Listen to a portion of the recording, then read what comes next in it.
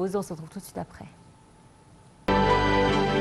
On s'excuse donc pour ce problème technique. Nous vous avons diffusé il y a un instant un commentaire concernant le Premier ministre Dr Moustapha Madbouli qui a effectué une visite d'inspection à la ville du 10 Ramadan au cours de laquelle il a inspecté un certain nombre de projets d'investissement industriel.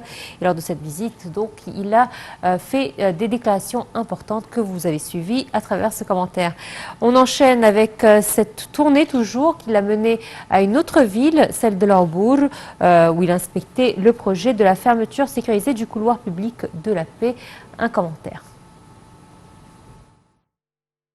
Après sa tournée dans la nouvelle ville de l'Arbour, le Premier ministre a inspecté le projet de la fermeture sécurisée du couloir public de paix. M. Madbouli a examiné la position exécutive du projet immobilier Raoudat al-Arbour dans le quartier Salem Thani. Le Premier ministre Moustapha Madbouli a inspecté le projet de la fermeture sécurisée du couloir public de paix dans sa première phase afin de poursuivre la position exécutive du projet suite à sa tournée dans la nouvelle ville de l'Arbour, accompagné de Hassan Gzor, ministre du Logement, des Services publics et des communautés urbaines et nombre de responsables. Ce projet, qui est mis en œuvre par l'autorité de la nouvelle communauté urbaine, est un modèle à suivre dans la mise en œuvre de la réhabilitation des décharges aléatoires. Il vise à fermer et à réhabiliter en toute sécurité le décharge aléatoire SLM, à préserver la santé et la sécurité des citoyens et à les protéger des maladies chroniques, en plus de préserver l'environnement des principaux gaz responsables du réchauffement climatique, en particulier le méthane, ainsi que la réduction des coûts exorbitants du transport et de l'élimination des déchets, un des effets négatifs résultant des opérations de transport.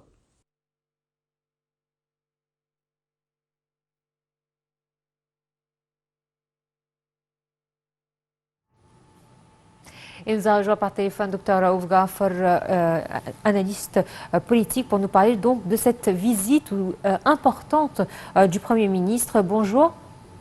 Bonjour.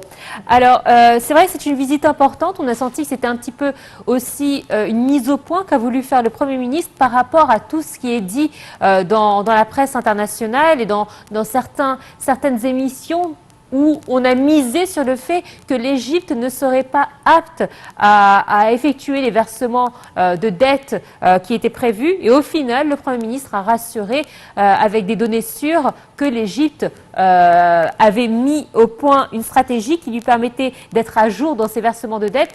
C'était très important en fait cette tournée et ces déclarations à l'heure à laquelle nous sommes actuellement, n'est-ce pas? Absolument. C'est-à-dire, l'Égypte n'a jamais échoué à payer ses dettes. Les versements se payent à temps, etc. Donc, c'est pas nouveau. Il voulait simplement reconfirmer ceci pour assurer au peuple égyptien et à tout le monde que nous serons prêts pour justement satisfaire toutes nos obligations. Ça, c'est d'un côté. Donc, il n'y a pas un problème là-dedans. Nous avons d'ailleurs commencé une étape on commence à, disons, vendre des pourcentages de quelques sociétés, etc. Ça marche. Il espère aboutir à 25% du prévu d'ici quelques mois, et puis continuer jusqu'à l'année prochaine où tout sera mis en place. Il faut de l'autre côté, oui, ouais. allez-y. Je vous en prie. Non. Donc, il a confirmé ça durant le cours de sa conférence de presse hier, mais il a fait une très bonne visite dans les Arbour, etc., dans les nouvelles villes.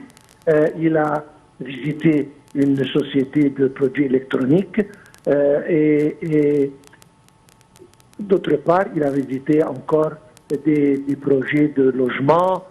Il a parlé que l'Égypte, en parallèle, marche sur un plan bien prévu et bien exécuté sur le plan infrastructure.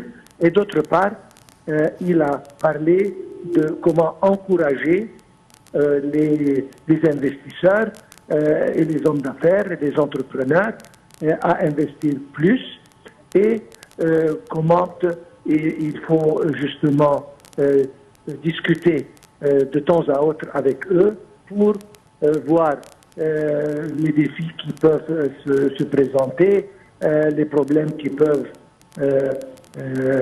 parvenir et essayer de résoudre tout ça pour le bien de l'investissement et du développement de l'Égypte.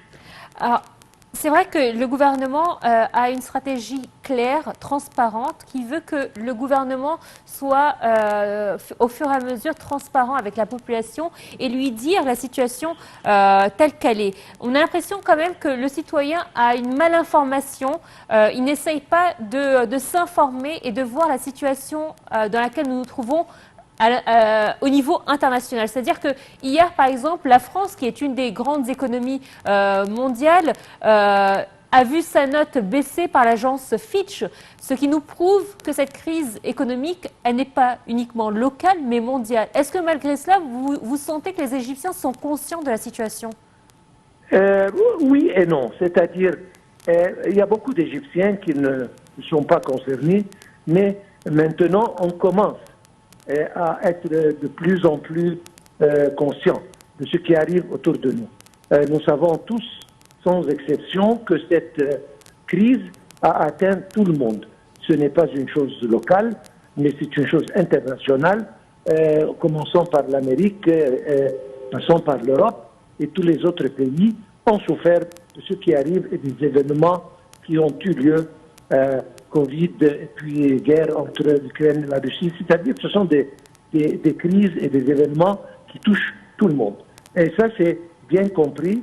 Nous sommes une partie du monde, donc on est touché comme les autres. Vous avez bien dit que l'agence Fitch a crédité le niveau de crédit négatif en France.